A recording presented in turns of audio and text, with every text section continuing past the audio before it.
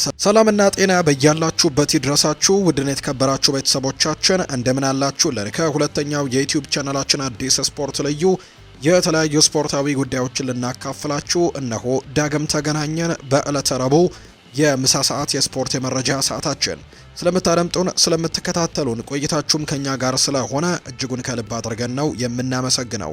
በዛሬ ፕሮግራማችን የተለያዩ ስፖርታዊ ጉዳዮችን እያነሳን ቆይታን እናደርጋለን።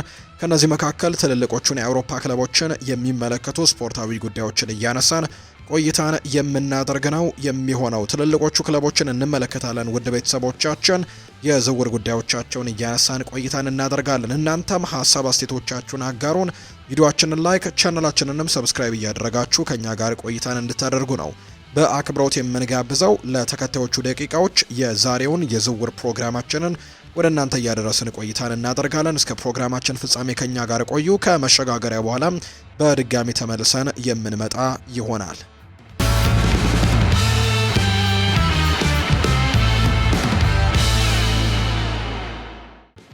ወደ ቀዳሚው መረጃችን እናምራ። ኡናይ ኤምሪ ኮነር ጋላገርን በማጣታቸው የሪያል ማድሪዱን ኮከብ ለማስፈረም እየገፉበት ነው።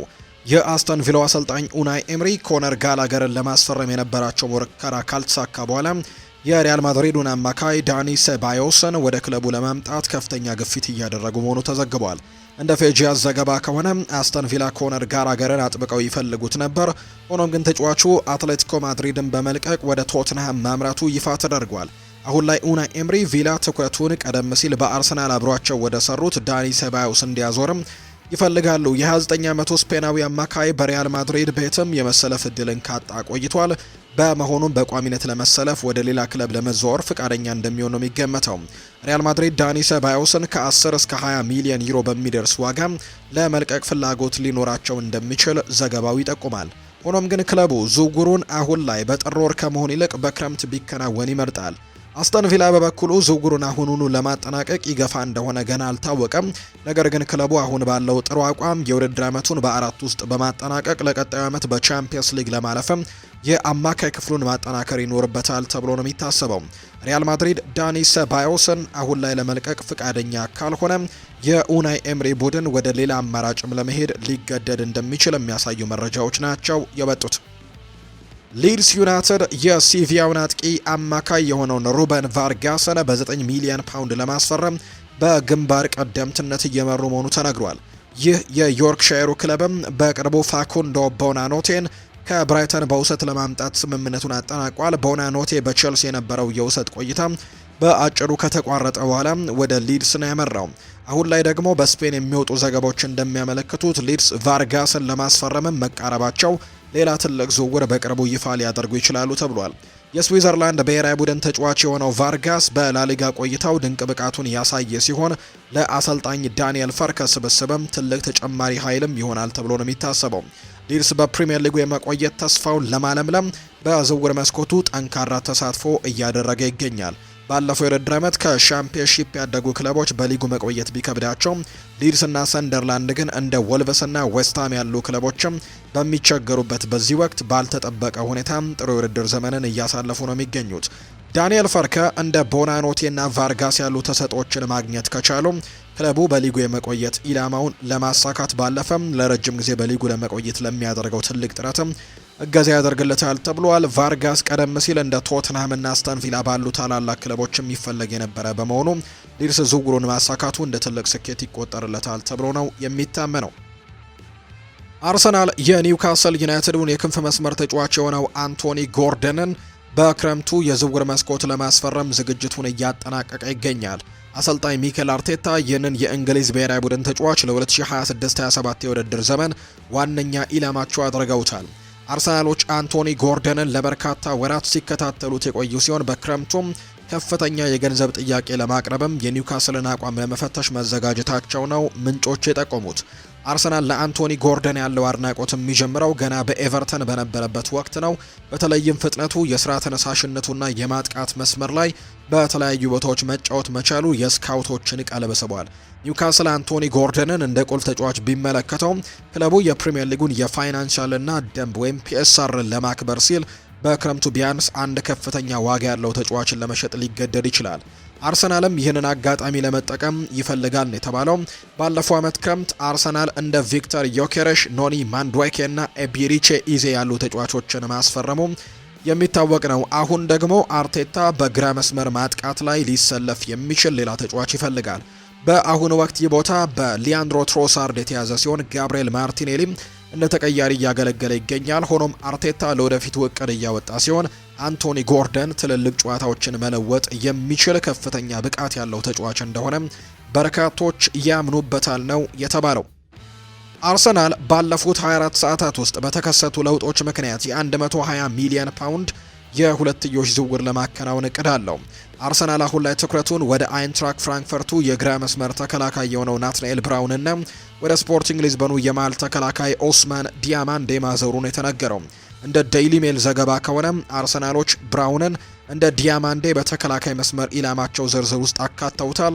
አርሰናል ቀደም ሲል ለማርክ ጉሂና ለጀረሚ ዣኮይ ፍላጎት የነበረው ቢሆንም ባለፉት 24 ሰዓታት ውስጥ በተከሰቱ አዳዲስ ለውጦች ምክንያት ግን እነዚህ ተጫዋቾችን የማግኘት እድሉ ተሟጦበታል። አንዳንድ ደጋፊዎች የሚኬል አርቴታ ቡድን ከኢንተር ሚላን ጋር ካደረገው ታላቅ ጨዋታ በፊት ትኩረት ሰጥተው የነበረ ቢሆንም ክለቡ ግን በዝውውር ገበያው ላይ እያደረገ ያለው እንቅስቃሴ አትኩሮት የሚስብ ነው። አርሰናል ሁለት ዋና ኢላማዎችን ያጣ ሲሆን ማርክ ጉሂ በ20 ሚሊዮን ፓውንድ ማንቸስተር ሲቲን ተቀላቅሏል። ቼልሲ ደግሞ ጀረሚ ዣኮን ለማስፈረም እየቀረበ ነው።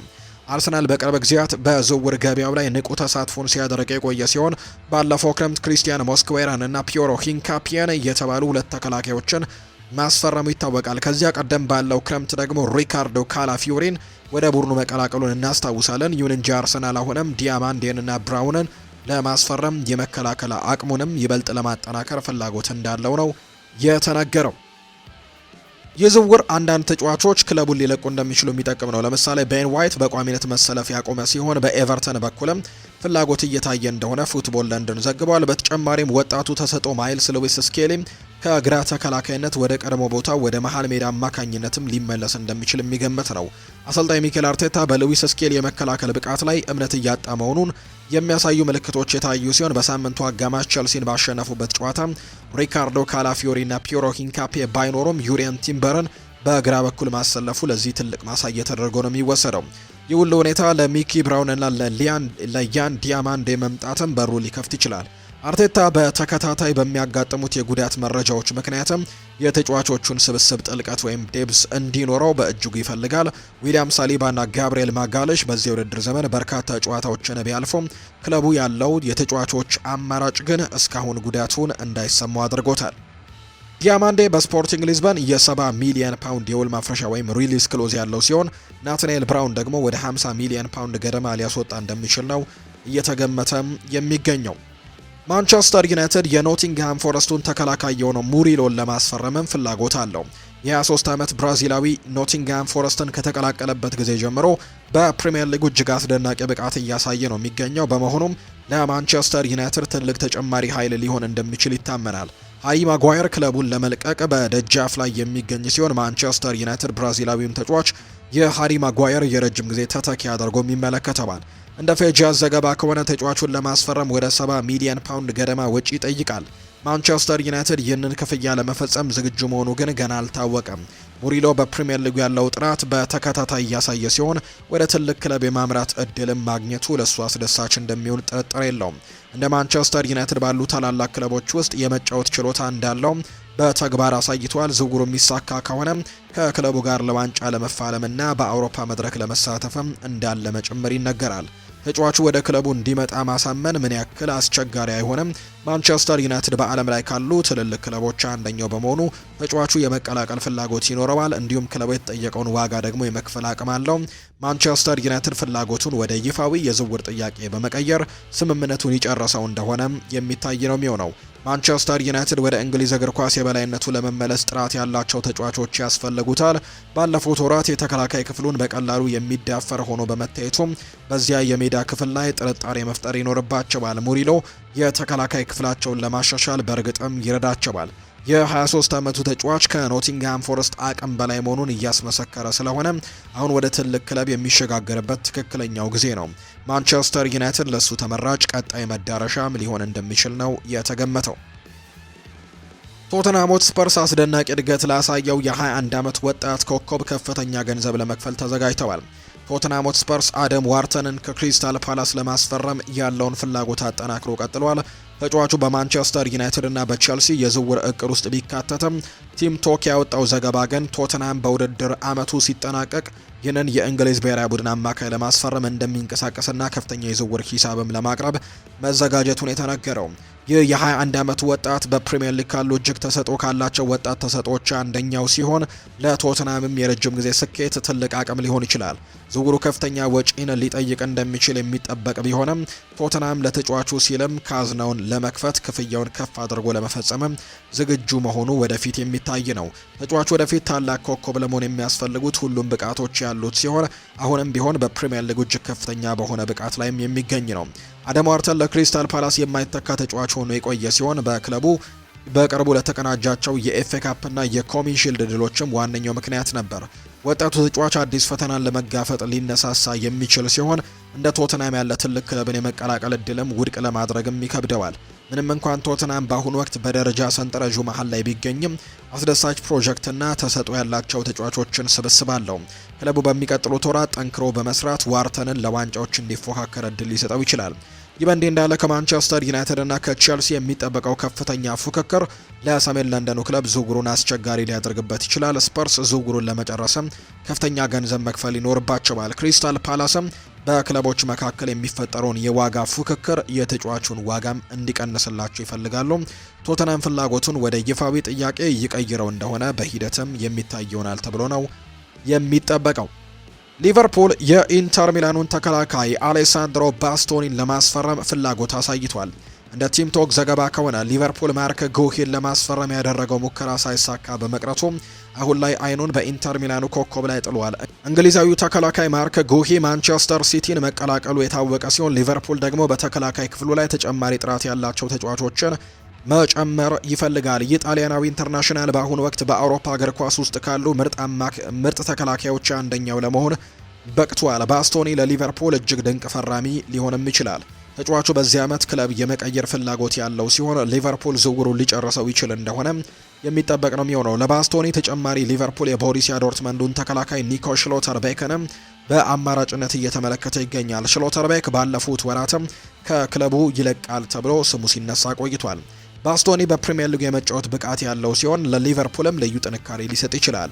ስለዚህም ደግሞ በአሁኑ ወቅት በብቃቱ ማማ ላይ የሚገኝ በመሆኑ ራሱን በፈታኙ የእንግሊዝ እግር ኳስ ውስጥም ለመፈተን ይፈልጋል። በኢንተር ሚላን ቆይታው ስኬታማ የነበረ ሲሆን አሁን ግን አዲስ ፈተናን ለመጋፈጥም ሊያቅድ ይችላል። ሊቨርፑል በዓለም ላይ ካሉ ትልልቅ ክለቦች አንደኛው በመሆኑ እሱን የመቀላቀል እድሉ ለሱም ትልቅ ነገር ሊሆን ይችላል። ይሁን እንጂ የጣሊያኑ ክለብ ኢንተር ሚላን ተጫዋቹን በቀላሉ ለመልቀቅ አይፈልግም። ለጣሊያናዊው ተከላካይ እስከ 80 ሚሊዮን ዩሮ ሊጠይቁ ይችላሉ። እሱ በዓለም እግር ኳስ ውስጥም ካሉ ምርጥ ተከላካዮች አንደኛው በመሆኑ ሊቨርፑል ዝውውሩን ለመፈጸም ከፍተኛ ገንዘብ ማውጣት ይኖርበታል። በሚቀጥሉት ጥቂት ወራት ሁኔታው እንዴት እንደሚቀጥልም የሚታይ ነው። ኢንተር ሚላን ቁልፍ ተጫዋቾቹን በውድድር ዘመኑ አመቱ አጋማሽ ላይም ለመሸጥ ስለማይፈልግ ዝውውሩ በጃንዋሪ የመሳካት እድሉ በጣም አነስተኛ ነው። ሊቨርፑል ዝውውሩን ለመጨረስ እስከ ክረምቱ የዝውውር መስኮት መጠበቅ ሳይኖርበት አይቀርም። ሽሎተርቤክም ቢሆን ሌላኛው ምርጥ አማራጭ ነው። በጀርመን ብቃቱን ያስመሰከረ ሲሆን በፕሪሚየር ሊጉም ብቃቱ አለው። ሁለቱም ተጫዋቾች ኳስን በመከላከል ባለፈ በቁጥጥር ስርም በማድረግ ረገድ ድንቅ በመሆናቸው ለሊቨርፑል የአጨዋወት ዘይቤም ተስማሚ ናቸው ተብሎ ነው የሚታሰበው። ማንቸስተር ዩናይትድ ቀደም ብሎ በተካሄደው የከተማው ደርቢ የማንቸስተር ሲቲን 2-0 በሆነ ውጤት ማሸነፉን እናስታውሳለን። ማንቸስተር ዩናይትዶች እስካሁን ባለው የውድድር ዘመን ተስፋ አስቆራጭ ጊዜያትን ያሳለፉ ሲሆን አሰልጣኝ ሩበን አሞሪም በቅርቡ ከክለቡ ተሰናብተው እንደነበር እናስታውሳለን። ማይክል ካሪክ እስከ ውድድር ዓመቱ መጨረሻ ድረስ በጊዜያዊ አሰልጣኝነት የተሾመ ሲሆን ክለቡን በማረጋጋትና የተጫዋቾችን መንፈስ በማነሳሳት ረገድም ትልቅ ተስፋ ተጥሎበታል። ይህ በታሪካዊ ተቀናቃኛቸው ላይ የተቀናጁት ድል ከማንቸስተር ዩናይትድ የውድድር ዘመን ትልቅ የመቀየሪያ ነጥብ ሊሆን ይችላል። ድሉ ለቡድኑ ከፍተኛ መተማመን የሚሰጥ ሲሆን በቀጣይ ጨዋታዎች ይህንን ድል አስጠብቀው መቀጠል ይችሉ እንደሆነ የሚታይ ነው የሚሆነው። በጨዋታው ላይ የማንቸስተር ዩናይትዱ አማካይ ኮቢ ማይኖ በቋሚነት እንዲሰለፍ እድል ተሰጥቶት የነበረ ሲሆን ወጣቱ አማካይ ለምን ከፍተኛ ሁኔታ ላይ እንደሚደነቅ በተግባር አሳይቷል። ይህ የ20 ዓመት ወጣት ማንቸስተር ዩናይትድ ጨዋታውን እንዲቆጣጠር የረዳ ሲሆን በተከላካይ ክፍሎም ላይ ከፍተኛ እገዛን አድርጓል። አማካዩ በጨዋታው 91 በመቶ የኳስ የማቀበል ስኬትን ያስመዘገበ ሲሆን በተጨማሪም 2 ስኬታማ ታክሎችንም እንደ 2 ኳስም ደግሞ መንጠቆችንም ወይም ኢንተርሴፕሽኖችንም እንዳደረገ ነው የተመለከትነው። 34 ኳሶችን አቀብሏል። 91 በመቶ የማቀበል ስኬት ነበረው። ረጃጅም ኳሶቹን በጣም ስኬታማ ነበሩ። ኮቢ ማይኖ በአሰልጣኝ ሩበን አሞሪም ስር የመጫወት እድል ለማግኘት ተቸግሮ የነበረ ቢሆንም በደርቢው ጨዋታ ላይ ግን ድንቅ ብቃቱን አሳይቷል። ለማንቸስተር ዩናይትድም ትልቅ ሀብት መሆኑን ያሳየው ሩበን አሞሪም እሱን ወደ ጎን በመክፈታቸው ተሳስተው እንደነበርም አስመስክሯል። ኮቢ ማይኖ አሁን ላይ ቋሚ መሰለፍ እድሉን አስጠብቆ በመቀጠል ማንቸስተር ዩናይትድ በውድድር ዘመን ሁለተኛው አጋማሽ ላይ ማገዝ ይችል እንደሆነ ማየቱ አስደሳች ያደርገዋል። ተጫዋቹ ክለቡን ሊለቅ የሚችል ይላል እንግዲህ ወሬዎችም ነበሩ። እንደሱ ያለ ምርጥ ተሰጥኦን ማጣት ግን ለማንቸስተር ዩናይትድ ትልቅ ስህተት ይሆናል። የኛው ድል ደግሞ ለቡድኑ ብቻ ሳይሆን ለወጣቱ አማካይም ትልቅ የመነሳሳት ምንጭ እንደሆነ ነው በርካቶች የሚያነሱት። ቶተንሃም ሆትስፐርስ የማንቸስተር ሲቲውን የፊት መስመር ተጫዋች ኦስካር ቦብን ለማስፈረም ፍላጎት ቢኖረውም ነገር ግን ፉላምን ሊቀላቀል ነው። የ22 ዓመት ወጣት በፕሪሚየር ሊጉ ክለብ ውስጥም የመጫወት እድልን ለማግኘት እየተቸገረ ሲሆን በቋሚነት ለመጫወት ሲል ክለቡን መልቀቅ ይኖርበታል። ኖርዌያዊው ኢንተርናሽናል ብሩህ ተስፋ ያለው ተሰጥኦ ቢሆንም በማንቸስተር ሲቲ ተጠባባቂ ወንበር ላይ መቀመጡ ለእድገቱ እንቅፋት ሊሆንበት ይችላል። ማንቸስተር ሲቲ በቅርቡ ሳቪኒዮ የተባለውን ተጫዋች ያስፈረመ እንደሆነ ይታወቃልና ይህም ደግሞ የቦብን የመሰለፍ እድል እንዲቀንስ አድርጎት ነበር። አሁን ደግሞ በዚህ የዝውውር መስኮት ደግሞ አንቷን ሴሜኒዮንም ጨምሮ አምጥተዋል። የፉትቦል ኢንሳይደር ዘገባ እንደሚያሳየው ፒተር ሩክ እንደተናገረው ቦብ በአሁን ወቅት በማንቸስተር ሲቲ ያለው የወደፊት ቆይታ አጠራጣሪ ነው። ምንም እንኳን ሳቪኒዮም ከክለቡ ይለቃል የሚሉ ወሬዎች ቢኖሩም ብራዚላዊው በፕሪሚየር ሊግ የመቆየት እድሉ ከፍተኛ ነው። በመሆኑም ኦስካር ቦብ በዚህ ወር በጃንዋሪ ሊሸጥ እንደሚችል ነው የተነገረው። ፒተር ሩክ ሲናገር ክለቡን የመልቀቅ ሰፊ እድል አለው ብዬም አምናለሁ። በተለይም አንቷን ሴሜኒዮ መፈረሙን ተከትሎ በፔፕ ጓርዲዮላ እቅድ ውስጥ ያለው ቦታ ይበልጥ ዝቅ ብሏል። በአሁኑ ወቅት በጉዳት ላይ ቢሆንም ጉዳቱ ከባድ ስላልሆነ በጃንዋሪ የዝውውር መስኮት ክለቡን የመልቀቅ እድሉ እንግዲህ አያጠፋውም ብሏል።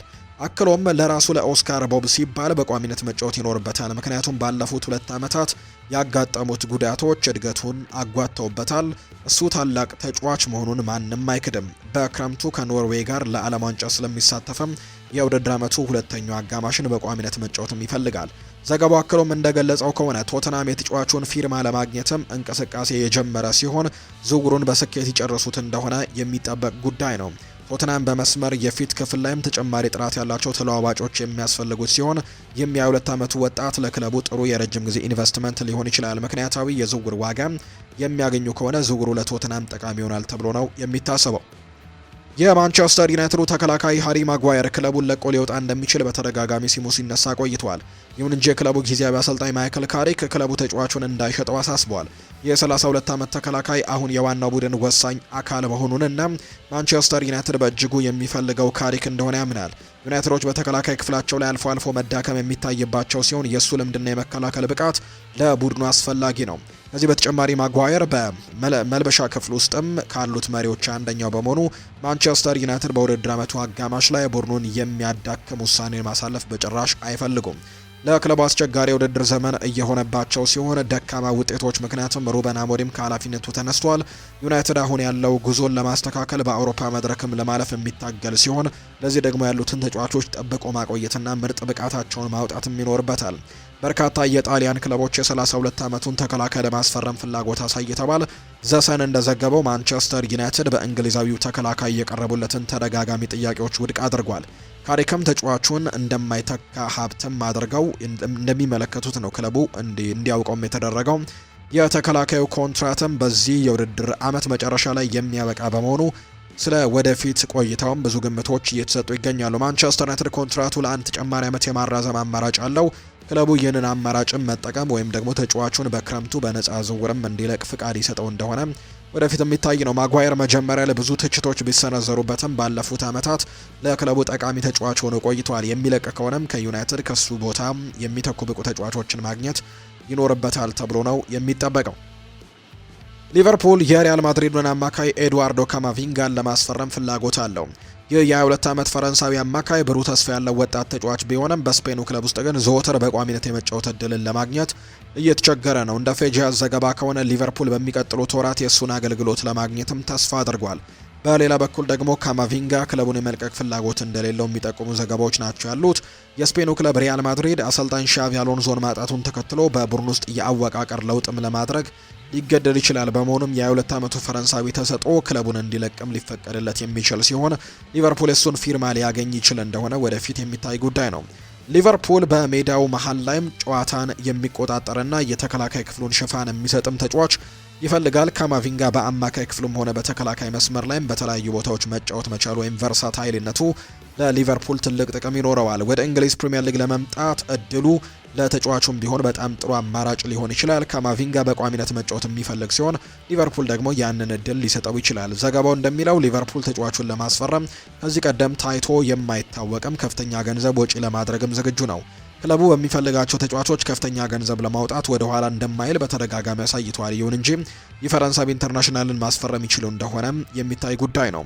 ሊቨርፑል በዓለም ላይ ካሉ ታላላቅ ክለቦች አንደኛው በመሆኑ ለነሱ መጫወትም ለካማቪንጋም ቢሆን ትልቅ ስሜትን የሚሰጥ ነው። ተጫዋቹ እስከ 2029 ድረስ የሚያቆይ ኮንትራት ያለው ሲሆን የዝውውር ዋጋው ከ70 እስከ 80 ሚሊዮን ዩሮ ሊደርስ እንደሚችል ይገመታል። ካማቪንጋ ብቃቱን በፕሪሚየር ሊጉ ለማሳየትና በቋሚነት ለመጫወትም የእግር ኳስ ሕይወቱን ወደ ዋናው ስኬት ለመመለስም ሊነሳሳ ይችላል ተብሎ ነው የሚታሰበው። የክሪስታል ፓላሱ አሰልጣኝ ኦሊቨር ግላስነር በሰጡት ጋዜጣዊ መግለጫ በውድድር ዓመቱ መጨረሻ ክለቡን እንደሚለቁ ማሳወቃቸው ለማንቸስተር ዩናይትድ እና ለሌሎች ትልልቅ ክለቦች ዝግጁ ነኝ የሚል መልእክት ለማስተላለፍ ፈልገው ሊሆን እንደሚችል ተገምቷል። የአስተያየት የተሰጠው በእግር ኳስ ተንታኙ ፖል ሜርሰን ሲሆን ግላርሰን ከዚህ የውድድር ዘመን በኋላ በሴልኸርስት ፓርክ እንደማይቆዩ በይፋ መናገራቸውን ተከትሎ የሰጠው ምላሽ ነው። ሜርሰን እንደሚለው ኦስትሪያዊው ታክቲሽያን አዲስ ኮንትራት ሳይፈርም መቆየታቸው ሲታይ ክለቡን መልቀቃቸው የሚያስደንቅ አይደለም። አሁን ግን በይፋ መናገራቸው ለሚፈልጓቸው ክለቦች ግልጽ ጥሪ ማቅረባቸው እንደሆነ ያምናል። የስካይ ስፖርት መረጃ እንደሚያመለክተው ግላስነር የማንቸስተር ዩናይትድ የአሰልጣኝነት ቦታን ለመረከብም ቅድሚያ ከሚሰጣቸው እጩዎች አንደኛው ነው። ሜርሰን እንደሚለው ግላስነር ክሪስታል ፓላስን እንደሚለቁ ትልልቅ ክለቦችን እንዲያውቁላቸው በእጅጉን ይፈልጋሉ። ፖል ሜርሰን ስለ ኦሊቨር ግላርሰን ማስታወቂያ የሚናገረውን ሀሳብ ሁሉም ሰው እንደሚለቅ ያውቅ ነበር ይላል ሜርሰን። ነገሩ ይፋ መደረጉ ግን ትንሽ ግራ የሚያጋባ ነው። ለእኔ የሚታየኝ ለአንዴና ለመጨረሻ ጊዜ ለትልልቅ ክለቦች የምለቅ መሆኔን ላሳውቃችሁ ወዳለው ትልቅ ይሁን ብላችሁ ከምትጠራጠሩ ካላችሁ አሁን ላይ እርግጠኛ ሁኑ። ትለቃለህ ወይ የሚል ጥያቄ ለምታቀርቡ ብሏል። አክሎም ምናልባትም ማንቸስተር ዩናይትድ በኩል ካለው ሁኔታ ጋር የተያዘ ሊሆን ይችላል። ዩናይትድ እስካሁን አላነጋገሩትም ይሆናል። እናም ደግሞ አሁን ግን ለሁሉም ሰው ግልጽ መልእክትን እያስተላለፈ ነው። ግላስነር በክሪስታል ፓላስ ቆይታው እጅግ አስደናቂ ስራን ሰርቷል። ባለፈው የውድድር ዘመን ኤፍኤ ካፕ ዋንጫን በማንሳትም በክለቡ ታሪክ የመጀመሪያው ትልቅ ድልን አስመዝግቧል። ቁልፍ ተጫዋቾችን ለትልልቅ ክለቦችም አሳልፈው ቢሰጥም ቡድኑ ውጤታማ ማድረግ ችሏል። በመሆኑም በኦልትራፎርድ የተሻለ ብቃት ካላቸው ተጫዋቾች ጋር መስራት ለሱ ቀላል ሊሆንለት ይችላል የሚል ግምት ነው ያለው። ይሁን እንጂ እንደ ማንቸስተር ዩናይትድ ያሉ ትልልቅ ክለቦችን የመምራት ልምድ ስለሌለው በድንገት የሚመጣውን ከፍተኛ ጫና መቋቋም ሊከብደው ይችላል የሚል ስጋትም በሌላ በኩል ይነሳል። ቸልሲ ከሬንሱ ተከላካይ ጀረሚ ዣክዌ ጋር በግል ጥቅማ ጥቅሞች ዙሪያ ስምምነት ላይ መድረሱ ተዘግቧል። ተጫዋቹን ለማስፈረም እስከ 70 ሚሊዮን ዩሮም ሊወጣ ይችላል ተብሏል። ፉት መርካቶ የተባለው የፈረንሳይ ሚዲያ እንደዘገበው ሰማያዎቹ ጀረሚ ዣክዌን ለማስፈረም በሚደረገው ጥረት ላይ ጥሩ መሻሻሎችን እያሳዩ ይገኛሉ።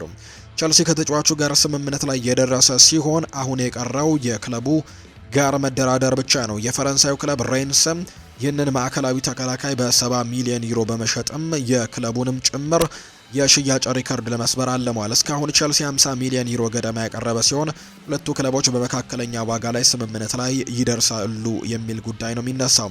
ዣክዌ በአሁኑ ወቅት ቸልሲ የሚከተለውን የወጣት ተጫዋቾች የማስፈረም ስትራቴጂ ሙሉ በሙሉ የሚያሟላ ሲሆን ወዲያውኑ ለቡድኑ ለውጥ ሊያመጣ እንደሚችልም ይታመናል። የምዕራብ ለንደኑ ክለብም በዚህ የውድድር ዘመን በተከላካይ ክፍሉ ላይ ችግሮች የታዩበት ሲሆን ላቪ ኮልዌል በጉዳት ለረጅም ጊዜ መራቁ እንዲሁም እንደ ትሬቨር ቻሎባህና ቴሲና ደርቤዋ ያሉ ተጫዋቾች ብቃት ዝቅተኛ መሆንም ለክለቡ ፈተና ሆኗል። ዣክዌም አዲስ አሰልጣኝ ሊያም ሮስኒየር የተከላካይ ክፍላቸውንም በረጅም ጊዜ ቅር እንዲገነቡ ትልቅ አማራጭ ይሰጣቸዋል። ቸልሲ በቅርቡ ባጋጠሟቸው ደካማ ውጤቶች ምክንያት የተከላካይ ክፍላቸውን በአስቸኳይ ማጠናከር ስለሚኖርባቸው ደጋፊዎች ይህንን ዝውውር በፍጥነት እንዲጠናቀቅም ፍላጎቱ አላቸው።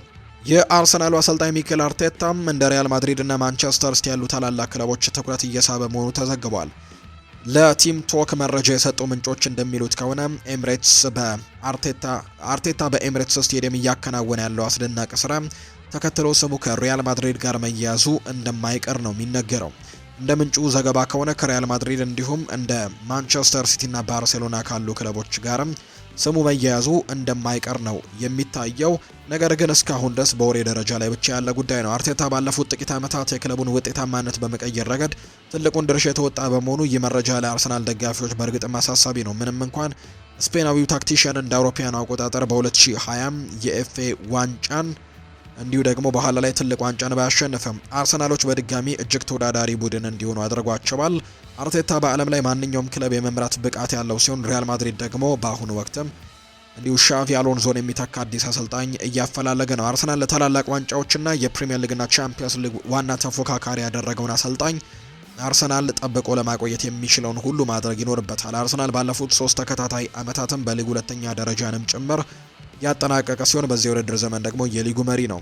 አርቴታ እንደ ሪያል ማድሪድ ወይም ማንቸስተር ዩናይትድ ያሉ ክለቦችን ሊለቅ ቢወስን በሱ ቦታ ተክቶት ይህንን ደግሞ እንዲሁ ድንቅ ስራም ሊቀጥል እንደሚችል አሰልጣኙ ማግኘትም በጣም ከባድ እንደሆነ ተናግሯል። አርቴታ ወደ አርሰናል ከመምጣቱ በፊት በማንቸስተር የአሰልጣኝ ረዳት ሆኖ እንዲሁ ጭምር መታየቱ የሚታወስ ነው። በመሆኑም የቀድሞ አሰልጣኝ ፔፕ ጓርዲዮላን ለመተካት ወደ ኢታድ ስቴዲየም የመመለስ ፍላጎት ሊያድርበት ይችላል።